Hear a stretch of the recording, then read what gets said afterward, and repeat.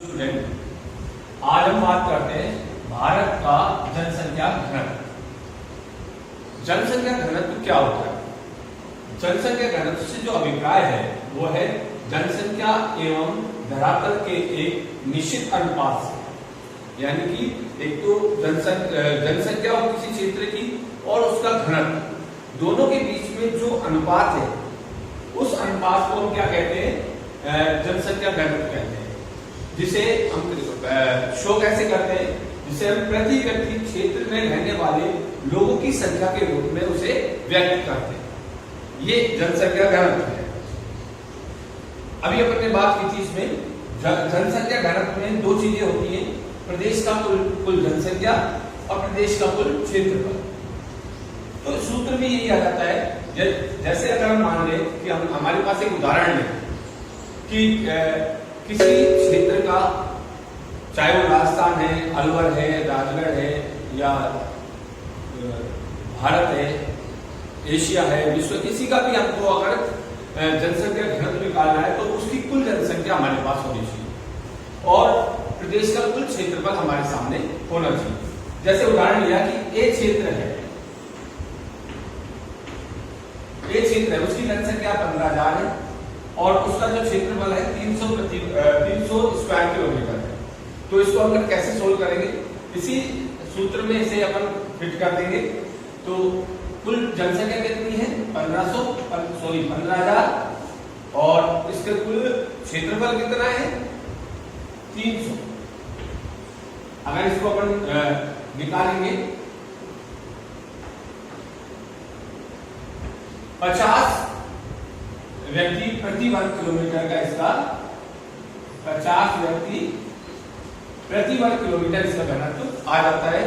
इस तरह से यदि किसी भी कोई भी सवाल अपन को दिया जाए तो उसका जनसंख्या घनत्व अपन निकाल सकते हैं। अब इसके बाद अपन देखते हैं कि भारत में जो जनसंख्या घनत्व है, पूरे भारत का समय समय पर काफी अंतर रहा है। जैसे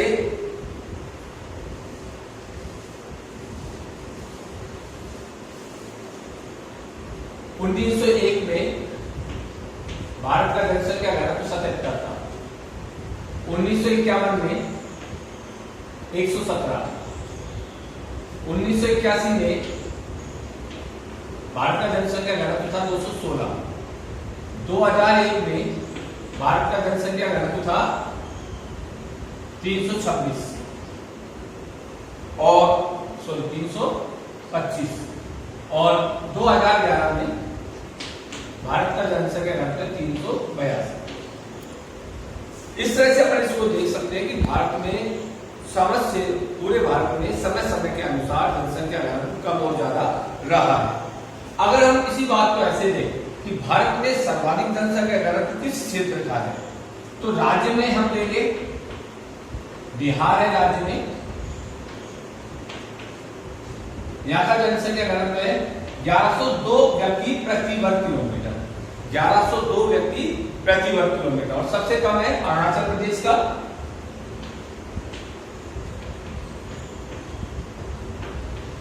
यहाँ का है मात्र 17 व्यक्ति प्रति वर्ग किलोमीटर।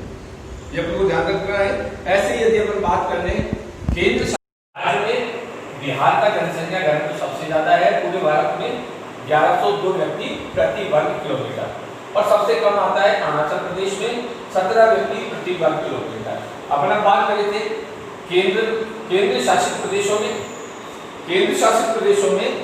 सबसे ज्यादा दिल्ली का है। दिल्ली का है 11,297 व्यक्ति प्रति वर्ग किलोमीटर। और इसके बाद दूसरा है सबसे कम जो आता है अंडमान और निकोबार का, यहाँ का 46 व्यक्ति प्रति वर्ग किलोमीटर के हिसाब से जनसंख्या घनत्व आता है। अब अगर एक बात हम देखें, जैसे भारत में समय समय पर यह अंतर रहा है, इसी तरह से अगर हम बात देखें भारत के सभी राज्यों में जिस तरह से जनसंख्या का वितरण भी असमान है, उसी तरह से जनसंख्या का घनत्व भी असमान है। जैसे अगर हम बात करते हैं बिहार की, बिहार का जो जनसंख्या घनत्व है वो कितना भी 1102 व्यक्ति प्रति वर्ग किलोमीटर। अगर आप इसको पूरी सारणी को किताब बुक में देख लेंगे। और पश्चिम बंगाल का जनसंख्या घनत्व आता है 1029 व्यक्ति प्रति वर्ग किलोमीटर। इस तरह से अपन इनको दो रेंज में बांट सकते हैं कि भारत का जो औसत है वो है 382 व्यक्ति प्रति वर्ग किलोमीटर। ये भारत का औसत है। अब इसको राष्ट्रीय औसत अपन कह सकते हैं। एक इस राष्ट्रीय औसत से ज्यादा वाले देश और एक राष्ट्रीय औसत से कम वाले देश। जैसे मैंने अभी बिहार की बात की, राष्ट्रीय औसत से ज्यादा है। पश्चिम बंगाल की बात करी, राष्ट्रीय औसत से ज्यादा है। उत्तर प्रदेश है, हरियाणा है, गोवा है, ये सब राष्ट्रीय औसत से ज्यादा है। अगर राष्ट्रीय औसत से कम की बात करें तो इसमें जैसे महाराष्ट्र आता है, महाराष्ट्र का 365, कर्नाटक अपन इसमें ले सकते हैं 319, आंध्र प्रदेश 306, इसके अलावा अपन ले सकते हैं राजस्थान 201। तो इस तरह से इनमें काफी अंतर मिल जाता है। और इसी अंतर को पढ़ने के लिए हम क्या करते हैं, जनसंख्या घनत्व को 3 भागों में बांट देते हैं। फर्स्ट भाग जो आ जाता है वो आता है उच्च घनत्व वाले क्षेत्र।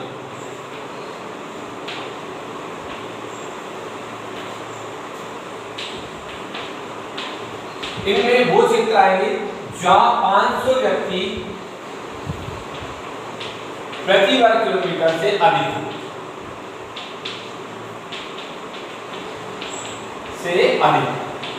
ये क्षेत्र कौन से आएंगे, उच्च जनसंख्या घनत्व। ये क्षेत्र ऐसे आएंगे जहां पर जमीन उपजाऊ जमीन मिलती हो, समतल मैदान मिलते हो, परिवहन के साधन पर्याप्त मात्रा में मिलते हो, ऐसे क्षेत्र में आ जाएंगे।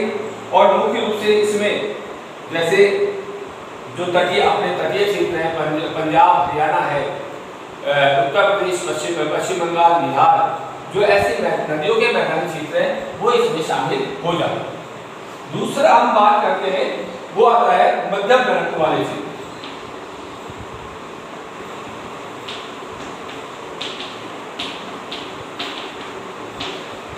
ये तो था 500 व्यक्ति से अधिक, ये 300 से और 500 व्यक्ति का जो घनत्व रखते हैं प्रति वर्ग किलोमीटर के हिसाब से जो घनत्व रखते हैं वो क्षेत्र इसमें आ जाएगी। यानी कि जो लौ क्षेत्र है और जो अपक्षेत्र है, उच्च क्षेत्र है, दोनों के बीच का भाग है, इसमें आ जाता है। इसमें मुख्य रूप से अगर अपन बात करें तो उत्तर भारत का जो क्षेत्र आता है, महाराष्ट्र, गुजरात के जो अधिकांश तटीय भाग आ जाते हैं। यानी पूरे भारत के जो तटीय भाग है कि पूरे भारत में जो तटीय भाग है उस पर ज्यादा जनसंख्या रहती है, लेकिन जो पठारी क्षेत्र के जो राज्य हैं उन राज्यों में बीच में जनसंख्या कम रहती है। तो तटीय वाले भाग जो राज्य हैं वो इस श्रेणी में शामिल हो जाते हैं। तीसरी अपन बात करें निम्न घनत्व वाले क्षेत्र।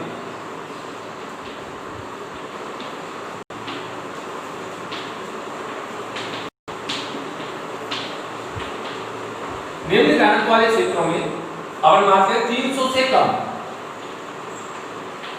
300 व्यक्ति प्रति वर्ग किलोमीटर से कम वाले जो क्षेत्र है वो इसमें हम शामिल करेंगे। इसमें मरुस्थलीय क्षेत्र, पठारी क्षेत्र, पर्वतीय क्षेत्र और जो निर्जन क्षेत्र है जहाँ वर्षा कम होती है, जहाँ बहुत ज्यादा सघन वन पाए जाते हैं, जहाँ बहुत ज्यादा उबड़ खाबड़ क्षेत्र पाए जाते हैं, वो सारे इस तरह के घनत्व वाले क्षेत्र में शामिल होते हैं।